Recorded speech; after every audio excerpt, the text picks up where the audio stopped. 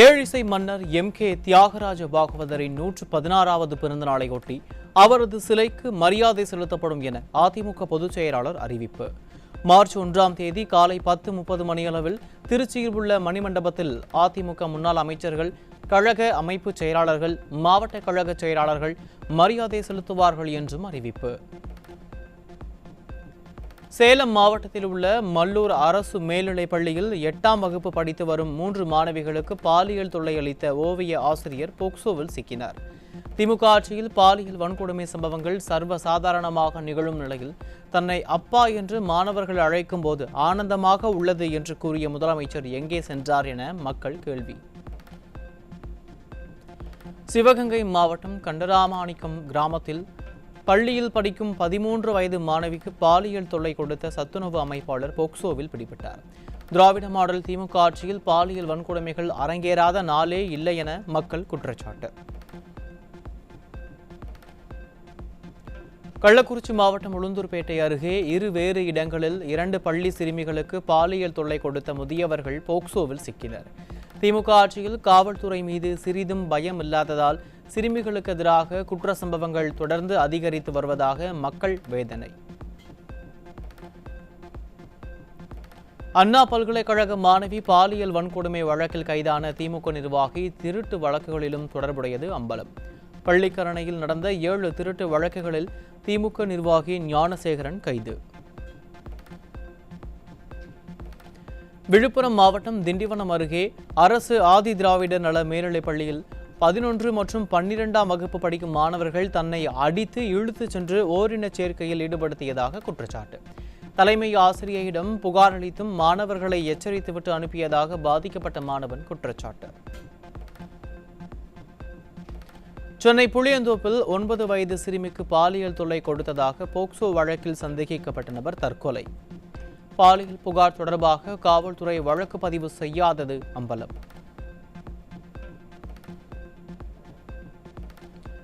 கள்ளக்குறிச்சி மாவட்டம் சங்கராபுரம் அருகே 10 லிட்டர் கள்ளச்சாராயம் பிடிபட்டது.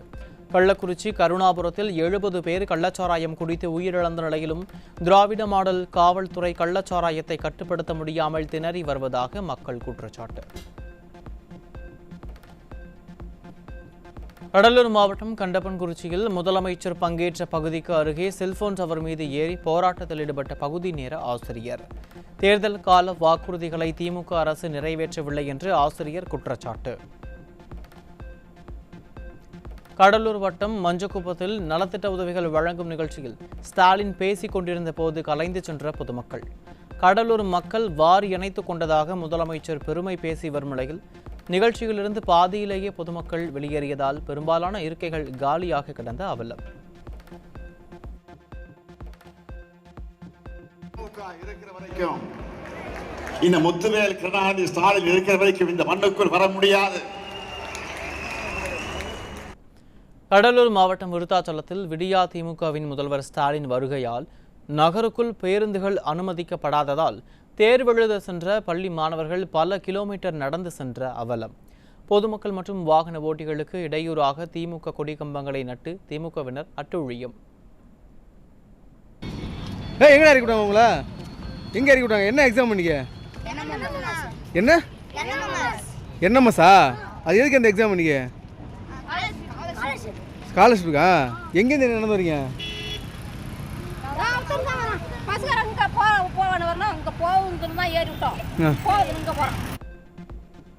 தமிழ்நாட்டை முன்னேற்ற பாதையில் கொண்டு செல்வதாக மீண்டும் உறுதியேற்ற முதலமைச்சர்.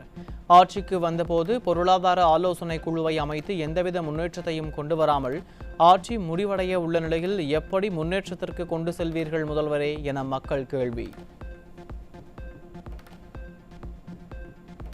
அரியலூர் மாவட்டத்தில் உள்ள மீன் சுருட்டி கல்லாத்தூர் சாலையை மாநில நெடுஞ்சாலையாக மாற்றக் கோரி கருப்பு சட்டை அணிந்து 100க்கும் மேற்பட்டோர் போராட்டம்.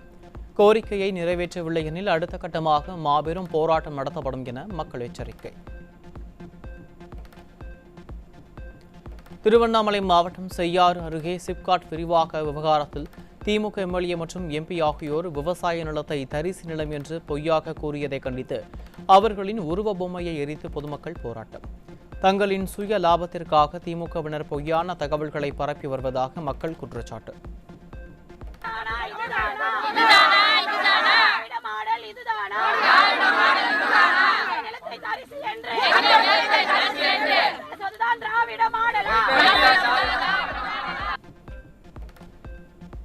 ராமநாதபுரம் அருகே வயலில் கதிர் அறுப்பது தொடர்பான புகாரில் ஒரு தரப்பைச் சேர்ந்த பெண்ணை கன்னத்தில் அறைந்து அராஜகத்தில் ஈடுபட்ட பெண் காவல் ஆய்வாளர். பாதிக்கப்பட்ட மக்களிடம் விடியா திமுக அரசின் ஏவல் துறையினர் அத்துமீறல்களிலும் அராஜகத்திலும் ஈடுபடுவது தொடர்கதையாகி வருவதாக மக்கள் குற்றச்சாட்டு. அது கருது இருக்கும்போது ஜீவரத்தின மேடம் ஏர்வாடி இன்ஸ்பெக்டர் எங்கள் ஊருக்கு வர்றாங்க மாலங்குடிக்கு. மேலே வந்து இந்த மாதிரி நீ கருது இருக்கக்கூடாது, அது வந்து ரெவன்யூ டிபார்ட்மெண்ட்டு அவனுக்கு 19 பேரில் இருக்குது, நீ அறுக்கக்கூடாது அப்படின்னு சொன்னாங்க. இல்லை மேடம் அது சிவில் பிரச்சனை, நீங்கள் தலையிடக்கூடாதுன்னு சொல்லிக்கிட்டு இருக்கும்போது பேசிக்கிட்டு இருக்கும்போதே ஓடியாந்து என்னை வந்து கன்னத்தில் ஒரே அடி. என்னை அடிக்கவுமே என் பையன் கேட்டால் ஏன் மேடம் அவங்க என்ன தப்பு பண்ணாங்க நீங்கள் அடிக்கிறீங்க. உடனே அவனை இருந்த போலீஸ்கார பூரா மொத்தமாக போய் ஒரே அடி பயலை இழுத்து கொண்டு கோயிலில் வச்சு அடித்து இழுத்து சட்டையெல்லாம் கிழிஞ்சு போய் சீப்பில் ஏற்றிட்டாங்க. சென்னை பெரம்பூர் ரயில் நிலையத்தில் விற்பனைக்காக கடத்தி வரப்பட்ட 10 கிலோ கஞ்சாவுடன் ஒருவர் பிடிபட்டார். போதைப் பொருளான கஞ்சா பெரம்பூர் ரயில் நிலையத்தில் தொடர்ச்சியாக சிக்கும் நிலையில் கஞ்சா எங்கிருந்து வருகிறது, யாருக்கு விநியோகம் செய்யப்படுகிறது என்பது கண்டறியாமல் விடியா அரசின் காவல்துறையும் மைனாரிட்டி பாஜக அரசின் ரயில்வே காவல்துறையும் மெத்தனமாக இருப்பதாக பொதுமக்கள் குற்றச்சாட்டு.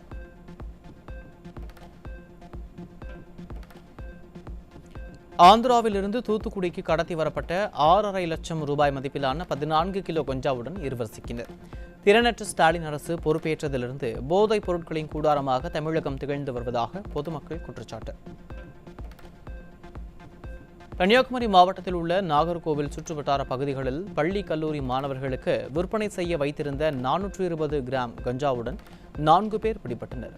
நிர்வாக திறனற்ற திமுக ஆட்சியில் போதைப் பொருட்களின் நடமாட்டம் அதிகரித்துள்ள நிலையில் காவல்துறை கும்பகர்ண தூக்கத்தில் இருப்பதாக பொதுமக்கள் குற்றச்சாட்டு.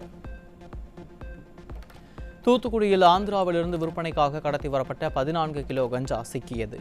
திமுக ஆட்சியில் தமிழகம் போதைப் பொருட்களின் குடோனாக மாறி வருவதாக மக்கள் குற்றச்சாட்டு.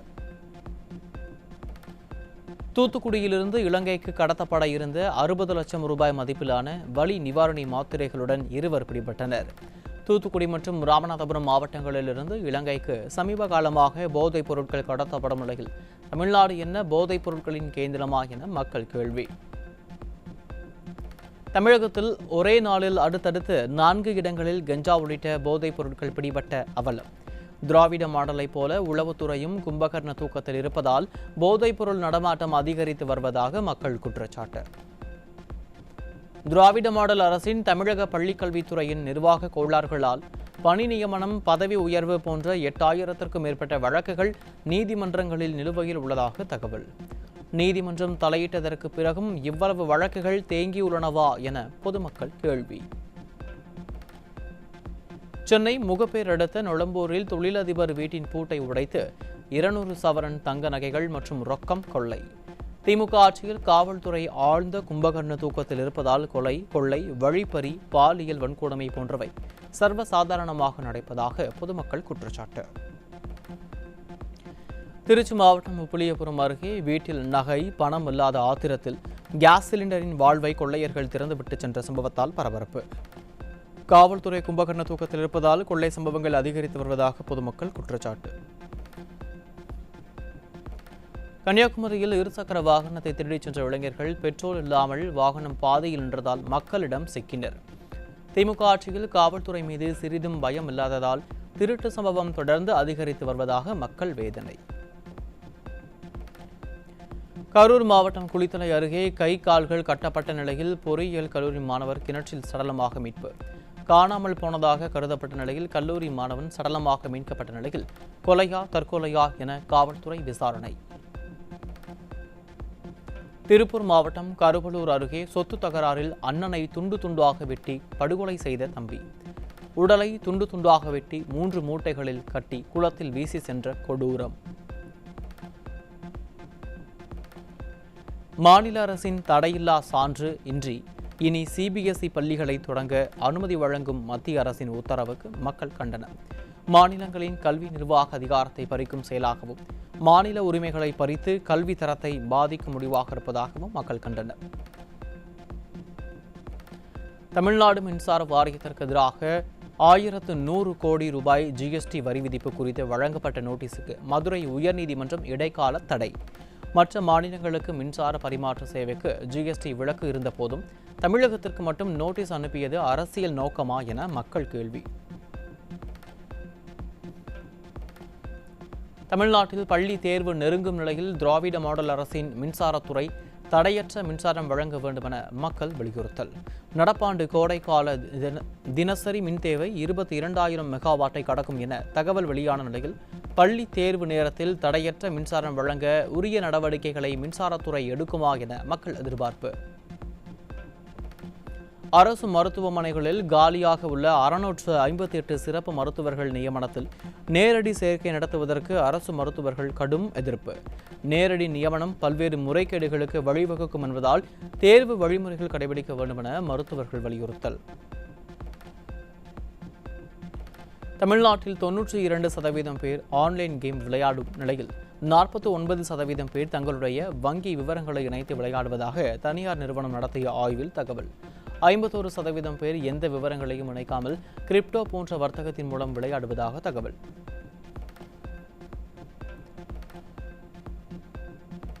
தமிழ்நாட்டில் 100 நாள் வேலைவாய்ப்பு திட்டத்தில் பல கோடி ரூபாய் அளவிற்கு மோசடி நடைபெற்றுள்ளதாக அதிர்ச்சி தகவல். வேலையே வழங்கப்படாமல் 17,000 பேருக்கு சம்பளம் கொடுத்ததாகவும் சிவகங்கை, விருதுநகர், புதுக்கோட்டை உள்ளிட்ட மாவட்டங்களில் அதிக ஊதியம் வழங்கப்பட்டிருப்பதும் அம்பலம். இந்தியாவில் உள்ள வட மாநிலங்கள் செயற்கை நுண்ணறிவு வளர்ச்சி திட்டங்களுக்கு ஆயிரக்கணக்கான கோடி முதலீடு செய்யும் நிலையில் ஸ்டாலினின் திராவிட மாடல் அரசோ 180 கோடி ரூபாய் மதிப்புள்ள அரசு நிலத்தை திரைப்படத்துறைக்கு வழங்கிய அவலம். விளம்பரமோக திமுக அரசு நவீன தொழில்நுட்ப முன்னேற்றத்துக்கு முதலீடு செய்யாமல் தங்களின் வரி பணத்தை வீணாக்குவதுதான் திராவிட மாடலின் லட்சணமா என மக்கள் கேள்வி. கடலூர் மாவட்டம் விருத்தாச்சலம் அருகே ஸ்டாலின் நிகழ்ச்சியில் பங்கேற்க மக்களை ஏற்றி வந்த டாடா ஏஸ் வாகனம் விபத்துக்குள்ளானதில் 25க்கும் மேற்பட்டோர் படுகாயம் அடைந்த நிலையில் ஒருவர் உயிரிழப்பு. மக்கள் மீது சிறிதும் அக்கறை இல்லாத திமுகவினர் ஆட்டு மந்தைகள் போல் மக்களை அழைத்துச் சென்று மக்களின் உயிரோடு விளையாடுவதாக குற்றச்சாட்டு. கன்னியாகுமரி மாவட்டம் குளச்சல் பகுதியில் முன்விரோதம் காரணமாக சூப்பர் மார்க்கெட்டில் பணிபுரிந்த பெண்ணை முதியவர் ஒருவர் தலைமுடியை பிடித்து சரமாரியாக தாக்கும் வீடியோ வெளியீடு. அதிமுக ஆட்சியில் பெண்களுக்கு எதிரான குற்றங்கள் சர்வசாதாரணமாக அரங்கேறி வருவதாக மக்கள் குற்றச்சாட்டு. விருதுநகர் மாவட்டம் சாத்தூர் வட்டத்தில் கனிம வள கொள்ளைக்கு எந்தெந்த அரசு அலுவலருக்கு எவ்வளவு லஞ்சம் வழங்கப்பட்டது என அரசு அதிகாரிகள் மற்றும் காவல்துறையினரின் பெயர்கள் மற்றும் புகைப்படம் இணையத்தில் வெளியீடு. நிர்வாக திறனற்ற ஸ்டாலினின் திமுக ஆட்சியில் அதிகரித்து வரும் லஞ்ச ஊழலை அம்பலப்படுத்தியுள்ளதாக மக்கள் குற்றச்சாட்டு. சேலத்தில் புதிதாக திறக்கப்பட்ட டாஸ்மாக் கடைக்கு எதிர்ப்பு தெரிவித்து பெண்கள் சாலை மறியல். போதையின் பாதையில் செல்லாதீர்கள் என வீடியோ வெளியிட்டுவிட்டு புதிதாக டாஸ்மாக் கடைகளை திறந்து இளைஞர்களை போதைக்குள் தள்ளுவது திமுகவின் இரட்டை முகத்தை காட்டுவதாக மக்கள் விமர்சனம். எல்லாமே பாதிப்பு தான். பொதுமக்களா நாங்க கவர்மெண்ட்ஸ் இருக்கு, ஹாஸ்பிட்டல் இருக்கு, கண் ஹாஸ்பிட்டல் இருக்கு, ஜெயலலிதா மெட்ரிகுலேஷன் இருக்கு, தமிழ் மீடியம் இருக்குது, உள்ள ஹாஸ்பிட்டல் இருக்குது. ஊர 2000 பேருக்கு மேல குடியிருக்கிறோம். 2000 பேருக்கு மேல குடியிருக்கிறோம். எல்லாம் சின்ன சின்ன பிள்ளைங்க. பஸ் இங்க தான் ஏறலாம், ஆட்டோ ஏறலாம், எல்லாமே இங்க தான். அதனால தயவு செய்து இந்த கடையை வந்து மூடணும். திண்டுக்கல்லில் காங்கிரசின் தொழிற்சங்கமான INTUCயின் மாநில செயற்குழு கூட்டத்தில் இரு தரப்பினரிடையே கடும் வாக்குவாதம் முற்றிய நிலையில் தள்ளுமுள்ளு, பேனர் கிழிப்பு உள்ளிட்டவை அரங்கேறியதால் பரபரப்பு.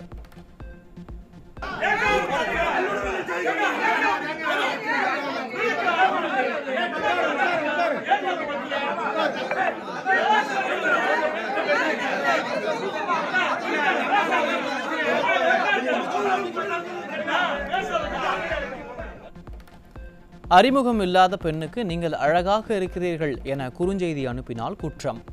அனுமதி இல்லாமல் மெசேஜ் அனுப்புவது சட்டத்துக்கு எதிரானது என்றும் மும்பை நீதிமன்றம் தீர்ப்பு. ரயில்வே துறையில் பணியாளர்களை அதிக வேலை செய்ய நிர்பந்திக்கப்படுவதால் இரவு நேர வேலை சுமை அதிகரித்து ரயில் விபத்துகள் அதிகரிக்க வாய்ப்புள்ளது என ஓட்டுநர்கள் எச்சரிக்கை.